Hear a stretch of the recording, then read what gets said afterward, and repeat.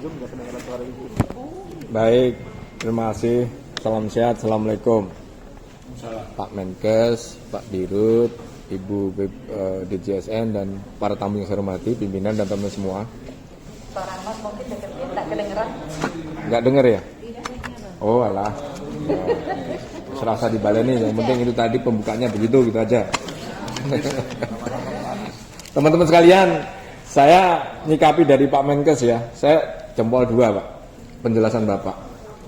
Ada 3 isu yang utama ya terkait dengan pertama, swastanisasi kerjasama dengan asuransi bagus itu. Kemudian bagaimana preventif, promotif itu bisa kita salah satu solusi untuk menekan defisit kita. Terlebih dari Pak Menkes sudah berkomunikasi dengan Ibu Menkyu, suatu yang bagus saya kira. Dan yang terakhir adalah pengendalian layanan soal fraud, kaitannya dengan Pak Dirut ya. Begini.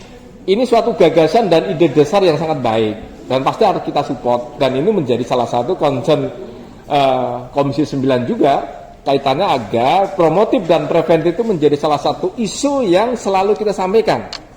Karena promotif kita dirasa kurang, kemudian preventif juga dirasa kurang, akhirnya begitu masyarakat masuk ke layanan kuratifnya akhirnya menyedot biaya yang sangat besar. Nah sekarang menjadi pertanyaan, kita akan mengawal Pak. Ide dasarnya bagus, niatannya mulia, tapi implementasinya kita kawal. Nah sekarang pertanyaan, udahkah ide ini sudah diimplementasikan dalam postur anggaran 2022? Ya kalau gagasannya promotif kemudian preventif tapi tidak terbaca, tidak terejawatakan di dalam pelaksanaan anggaran 2022, yaitu slogan. Idenya bagus. Nah yang kedua tadi sampaikan oleh Pak Dirut, preventif itu apakah memang itu akan dialokasikan untuk BPJS? Itu jadi soal juga kan. Tadi Pak BPJS juga sudah mengeluh tanda petik ya. Kalau tiba-tiba udah di screening, banyak yang screening, pusing dikit screening, cost, biaya besar. Nah itu harus ada pemilahan, di mana peran Kementerian Kesehatan dalam ini wakil dari pemerintah, di mana peran dan fungsi anggaran yang dikeluarkan oleh BPJS itu harus jelas. Tapi kalau promotif dan preventif diserahkan BPJS ya harus sulit. Nah ini harus ada pemisahan. Kalau ternyata promotif memang ranahnya Kementerian Kesehatan. Kalau anggarannya tidak memihak dan postur anggarannya tidak terlihat sampai kapanpun juga sulit Pak.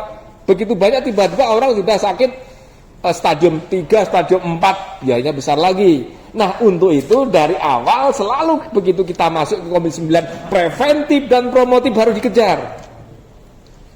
Nah slogan kemudian kegiatan, ide dasar kemudian aksinya kalau tidak terlihat dalam postur anggaran rasanya akan sulit Pak Menteri.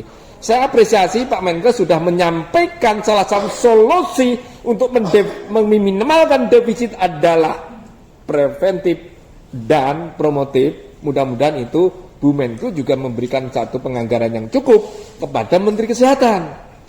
Nah 1,7 sekian 8 triliun itu gimana?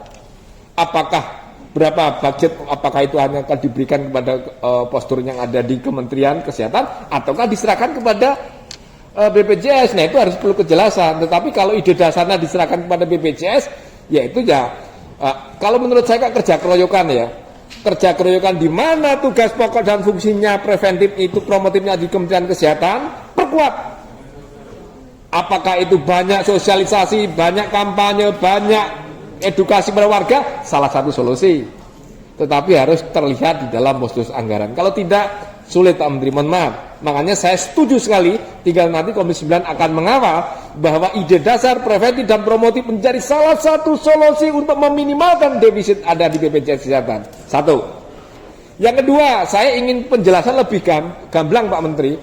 Kaitannya dengan saya sambut baik ya, saya memang itu adalah dalam rangka melindungi konsumen kita, dalam rangka melindungi rakyat kita dalam bentuk asuransi swasta untuk dilibatkan. Lah saya juga termasuk ya teman-teman yang nanti barangkali sudah masuk di dalam anggaran pelayanan dasar sama rasa satu kelas itulah rakyat. Ketika ada keinginan untuk BPJS, saya menyuarakan, mengusulkan diimplementasikan, dioperasionalkan dalam bentuk aturan yang tegas Pak Menkes. Saya setuju sekali Pak Menkes, bagus sekali itu.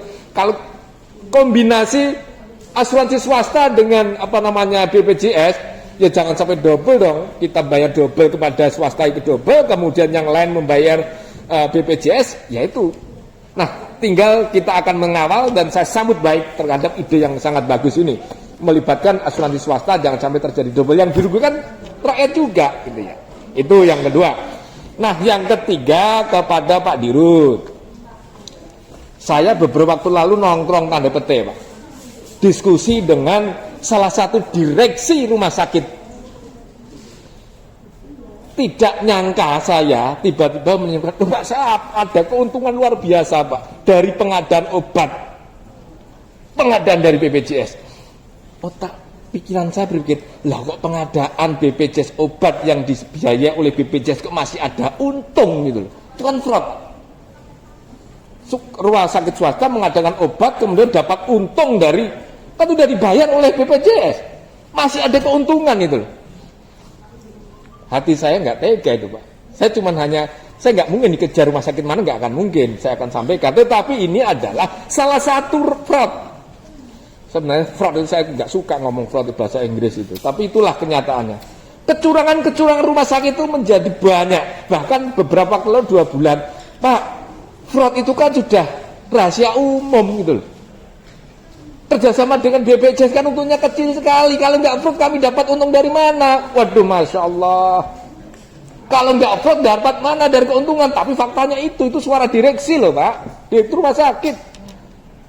Jadi artinya saya sampaikan, tetapi perlu kita sampaikan, 80% rumah sakit hidup dari BPJS, hidup dari rakyat, hidup dari dana APBN. Kalau ada temuan seperti itu, pangkas itu. Tutup rumah sakit itu. Nah, itu paling tegas. Jadi kalau begitu banyak juga rumah sakit yang tidak dapat menjadi peserta BPJS. Artinya memang itu menjadi PR besar Pak. Ini rahasia umum. Direksi BPJS sudah tahu. Tapi pelaksananya, implementasi di lapangan nanti monggo. Kalau mau masih bisa diperbaiki rumah sakit yang fraud, baikin Pak. Tapi kalau enggak ya udah lautan teduh Pak. Mereka akan nangis, akan kejar ke Bapak kok. 80% itu masuk hidupnya dia dari BPJS Kesehatan, uang dari rakyat. Mengatakan mawon Bapak J. Yang penting Bapak bagaimana kita implementasi di lapangan, kita tunggu. Matur sembah nuwun, terima kasih, salam sehat. Assalamualaikum warahmatullahi wabarakatuh. Merdeka. Selanjutnya kami persilakan Bu Linda. Setelah itu di sini Ibu Hasna ya. Kami persilakan Bu Linda. Bu Ketua,